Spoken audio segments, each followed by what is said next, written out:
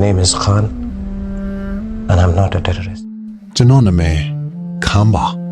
ကျွန်တော်အကြမ်းဖက်သမားမဟုတ်ပါဘူးဒီစကားလုံးကိုကြားလိုက်တာနဲ့ကျွန်တော်တို့အားလုံးရှာတော့ခန်းကိုပြေးမြင်ကြမှာပါ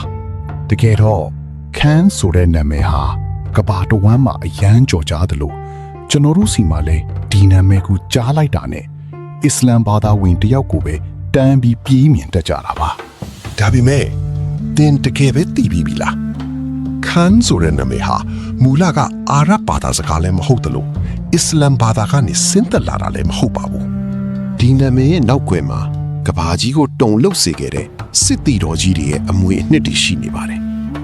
ဒီနေ့ဗီဒီယိုမှာတော့ခန်းဆိုတဲ့နာမည်ရဲ့မှတ်ထင်မှတ်ထားတဲ့သမိုင်းကြောင်းကိုကျွန်တော်အသေးစိတ်ရှင်းပြပေးသွားမှာဖြစ်ပါတယ်ခန်းဆိုတာမူလကနာမည်မဟုတ်ဘူးဗျအဲ့ဒါကဘွဲအမည်တစ်ခုပါလွန်ခဲ့တဲ့နှစ်